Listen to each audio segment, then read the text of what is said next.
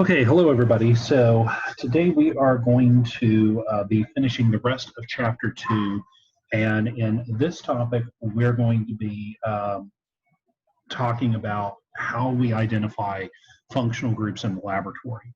Now, in this class, we're going to spend quite a bit of time talking about how we identify compounds. And we're going to get into much greater detail towards the end of the semester when we start talking about um, spectroscopy, particularly nuclear magnetic spectroscopy. But for right now, what we're going to do is we're going to introduce a tool that will be something that you will be seeing in the laboratory, which is what we call infrared spectroscopy. So this is one of those lectures that I am going to defer to a PowerPoint just because there are so many pictures that I want to share with you guys. And so what I'm going to do is I'm going to go ahead and I'm going to share my screen with everybody, so you all should see my this right here where it says Introduction to Spectroscopy. And so what I'm going to do is I'm going to go ahead and blow this up to fill the whole screen. And so this is something you can get, will be available online, and you can just download that packet. It should be in a resources folder under a title. I think it's under a slideshow presentations, and this is one of them. So anyway, so this one is from chapter 2. So it's talking about IR spectroscopy. And before we get into any of the tool or what this is all about, I want to get more into detail about what exactly is infrared radiation. Okay, so you'll see a picture of William Herschel here, and William Herschel is considered to be one of the great scientists of the early 1800s. He's really known in astronomy circles as being able to being one of the first people to figure out how we could actually date stars by using light, okay, and passing it through a prism. And so one of the things that Herschel discovered is that it was actually possible to see to actually have wavelengths of energy that were not visible. In other words, not light that you couldn't see. And so what you see here is the classic experiment where he's shining light through a prism, and you can see that where the red is on the color spectrum, on the other side of the red, where there is no color, he has a thermometer. And when he set this experiment up initially, he was really just trying to test the different colors of reds and yellows and blues, and seeing what their different temperatures would be. And he had this one as a test, as a blank, so to speak. And it turned out that this one had the highest temperature. And so it got him to thinking that maybe there was a type of energy that we just couldn't see, that was not visible. And so that really led to a revolution in how we begin to think about energy and wavelength, and how that affects everything around us. So of course, that particular field is what is known as the infrared region. Those are wavelengths that are longer than red colored light, and they typically range from about 700 nanometers to 1 millimeter in wavelength. These are frequencies or wavelengths that will directly affect how molecules vibrate and move, and so they're responsible for heat signatures that we see in molecules. So everybody's familiar with night vision goggles and picking up heat radiation. Well, this is basically that same kind of technology here, what we're talking about. And why that matters to us in chemistry is, well, if you're able to disrupt a molecule's, basically it's how the atoms are arranged by causing them to move or vibrate. Well, it causes a change in their dipole moment, and because of that, you can actually have a machine that can pick up those changes, and that's where this machine comes in, which is called the infrared spectrometer.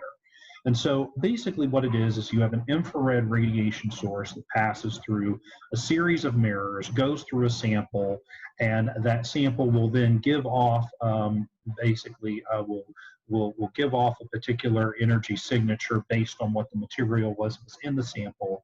That is then transferred to a computer, undergoes a mathematical function called a Fourier transform, and then that is printed out as a spectrum, okay, which we can use this to help identify functional groups that are present.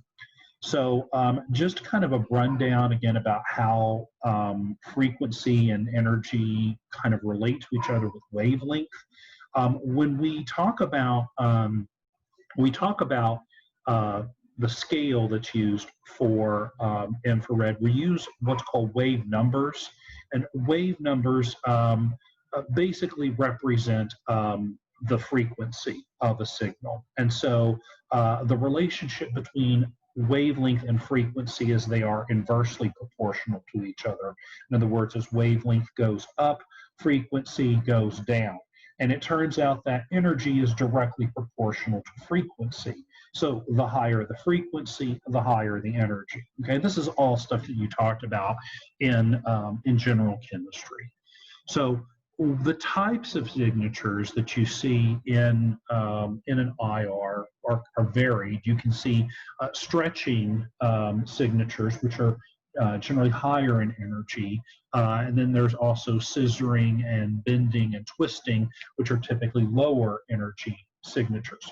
So because all of these will show up in the IR, even if the molecule isn't very complex, you tend to see several signals, which does kind of degrade the utility of IR to some extent, but it is very good at picking out particular functional groups, and so that's why it's in this chapter. Now, what I'm getting ready to do is throw a bunch of numbers at you, and I don't want you to stress out about this. I'm going to explain how these numbers work at the end, and I'm going to tell you the ones you really should take away from this lecture. But just kind of recognize some of the functional groups that can be picked out by IR. So the first thing we'll talk about are the different types of alkyl stretches, aliphatic and aromatic signals. And so for your aliphatic signals, you have your alkyl carbon hydrogen stretches, generally around 28-2900. The numbers or the letters over here represent sharp. You can have a very sharp signal. You can have a broad signal, medium signal. I'll show you what those look like in just a minute. Also for carbon-carbon double bond, notice that the signal is a little bit higher, okay, and for the triple bond a little bit higher. And again, as the hybridization changes, that brings the hydrogen closer, and so it makes the bond stronger, and so it takes more energy to cause those stretches. So that should all fall in line with some stuff that we talked about from chapter 1. You can even use IR to some extent to differentiate between cis-trans isomers, but that's kind of has limited utility. It's also good for picking out aromatic signals. This doesn't say it, but generally around 30-30 is where you'll see your typical aromatic carbon-hydrogen stretch for benzene, and can also use it to pick out some substitution in the benzene. Don't worry too much about these symbols over here. We'll get into that more in organic too. Now, as far as non-hydrocarbon functional groups like alcohols and carboxylic acids, well, they're all going to have an oxygen with a hydrogen bonded to them, and that is a very characteristic stretch in the IR. Typically, you see it, ranging anywhere from about 3,800 all the way to about 3,000, 3,100, and it's generally a very broad stretch and is easy to pick out. Now, if you make the sample very dilute, you can actually cause the hydrogen bonding to, minimize it. And so the signal gets much sharper. But if you have a lot of hydrogen bonding, that causes the signal to be quite broad. And that's typically what we see in an IR. Another thing that IR is very good at picking out is a carbonyl signal, okay, for carbon double bond oxygen. And there were many functional groups that contain this that we talked about. So the carbonyl signal is generally around 1700, in the IR, but you also see that can range anywhere from about 1650 to 1780. depending on what type of functional group it is. One characteristic that's very interesting is that with an amide, you'll actually see a split in the signal as it has a significant amount of carbon double bond nitrogen due to a resonance effect. So one of the things that IR also does is validate a lot of resonance theory that we've already been talking about. Amine signals, nitrogen, hydrogen, will also be seen generally not as large as the OH stretch, but in a similar region. And carbon triple bond nitrogen signal is nitrile signals, usually around 2,000, 2,100 reciprocal centimeters. Again, don't worry too much about the numbers. We'll get into that in a minute. I want to show you some pictures now. So if we took a very, very simple molecule of something like octane, okay, this is only a molecule that only contains carbon-carbon bonds and carbon-hydrogen bonds. And its IR is not very complicated, but it's not boring by any means. It's got several peaks here. And so what you're seeing is that you're having a lot of carbon-hydrogen, terminal hydrogen, carbon-hydrogen, and carbon hydrogens that are actually internal part of the carbon chain. Both of those are showing up right around 3,000 with a fairly sharp signal. And you're also seeing the bending of those as well. So this is one of the things to look out for, and you'll notice that we don't really see a lot of those other signals. There's no broad peak here that's showing up. There's nothing around 1,700 for carbonyl. So it does help to rule out a lot of things that you may not know if this was an unknown compound. Now, toluene obviously has a benzene ring in it, and so we do see the characteristic aromatic hydrogen stretch around 3030. But you also have your aliphatic CH3, which also shows up around 3,000. And then there are a bunch of other signals that are shown here. You have some carbon-carbon double bond stretching around 1,500. And you also have peaks to indicate that this is a mono-substituted system. Again, you're not going to need to know how to do all of that. Really, the takeaway here is that you're recognizing that there are, there's a lot of carbon-hydrogen signals in this particular compound. Now, getting into something a little more with similar complexity, here you have a 1-heptide, which has a terminal carbon-hydrogen signal, which is characteristic of this, okay, around 3,300, which is a good indicator that this is a terminal alkyne that you have. You also have a carbon-carbon triple bond stretch showing up right around 2,200, okay? Now, if we go to an octene, you'll see also there is a carbon-hydrogen stretch, but you'll see that it's a little bit further, a little bit lower in energy. Now the signal is about 30, I guess closer to about 3,000, whereas the one for the terminal alkyne was around 3,300. Okay, so again, this is not. It's not like you can just look at this and go, oh, this is 1-heptine or octine or anything like that. You really need more information than just an IR to be able to nail down exactly how many carbons. But as far as being able to say a little bit about the types of functional groups, that's where this really comes in. Now, where IR really shines is when you see carbonyls present, because this is a signal that stands out very prominently in carbonyl compounds. Just a quick mention again about the thing I was saying about alcohols, whether it's a dilute or concentrated sample. If your sample is relatively dilute, you can minimize the hydrogen bonding in alcohols. And if it's not, then it's generally a much broader signal, which is what we typically see. So for instance, if you have a carboxylic acid like this one, and you can see here that we have a very broad signal, okay, showing up here, and that is indicating that is definitely indicating an OH stretch. Now we also have a signal around 1,700, which is indicative of a carbonyl. Now, you can't really 100% say just looking at this if this is a carboxylic acid. It could just be a compound that contains a carbonyl and an alcohol, okay? So it would be good to have some additional evidence to go along with it. Like I said, IR is usually not just the only thing that's provided in a compound. It's kind of a starting point to kind of see, do you see the kinds of functional groups that you would expect in your sample, okay? Amines, like we've already said, similar to what you see with alcohols, of course, unless it's a tertiary amine where you would not have any nitrogen, hydrogen signals that would be showing up in the compound. And since amines are generally basic, pH also can be used to help to identify them. So again, if you have something like this alanine system, you do see some signals showing up out here around 3,300, 3,400 for those. Notice they're not nearly as broad as what we saw with the carboxylic acid sample earlier. Also, the aromatic carbon-hydrogen stretches are present in this compound, and now we're starting to see the carbon-carbon double bond ring stretches. You can see this much more elaborate IR than what we were looking at earlier.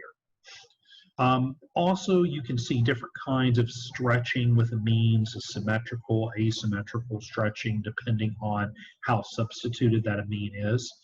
And I said that at the end of this, I was going to come back around and we were going to talk about some characteristic signals that you really should take away from this. So some things that I think are definitely worth knowing is that you're able to recognize where a carbonyl signal is, generally around 1700. That you generally see a broad peak for an OH stretch, 4,000 to 3,000 reciprocal centimeters. That your typical sp3 carbon hydrogen stretch is generally around 3,000. The aromatic signal for carbon hydrogen is around 3030, and your terminal alkyne stretch is generally around 3,300. Now, you can obviously learn a lot more of those signals, and they do become a lot more useful the more further you go into chemistry. But for right now, I think that's probably a good set to just kind of be familiar with. Okay, now to kind of close out this chapter, I'm going to go back over here, and we're going to work a problem that deals with all of this. So I've got a chemical transformation here where my starting material, okay, right here, is this compound, and my product is this compound on the end. So I want you to start off by telling me what is the major functional group in each one of these, okay? So we'll start off by saying, okay, this guy right here, you could pause the video if you want to try to guess. This guy is a ketone, and this guy over here is an alcohol. Okay, now I guess bonus question would be, what is the substitution of this alcohol? Okay, well, since there's one hydrogen right here, okay, and it's bonded to two carbons on this carbon, which is the one you look at, this would be a secondary alcohol. Okay, now this type of chemical transformation is something we will talk about in the second semester. This is a type of reduction, okay? But regardless of what it is, could you tell me the differences and answer this question? What changes would you expect in this transformation? Like what would change in the IR, okay, specifically, which I guess is what I should have mentioned. What types of changes would you expect to see in the IR in this? Okay, so what you should see in here is a peak around 1,700 reciprocal centimeters. That peak should disappear, okay? And then in its place, you should start to see a broad signal, okay, that's going to appear, that's going to probably range from about, let's say from about 3,100 to about 3,700 reciprocal centimeters. That's just a guess, okay? So a broad peak. Okay, the exact number is not important, but the fact that you know that that's going to be what's going to appear there is what's important. So I won't be a real stickler for specific numbers, but ballpark figures is what we're really talking about here. Okay, so that pretty much gets us through chapter 2. Okay, so we're going to be moving into acid-base theory next, and so that will be where we will be spending our time in the next lecture. As always, if you have any questions, feel free to leave them in the comments section or send me an email, and I will get back with you as soon as I can. Okay, I hope everybody's doing okay out there. I will see you guys in the next video. Take care. Bye-bye.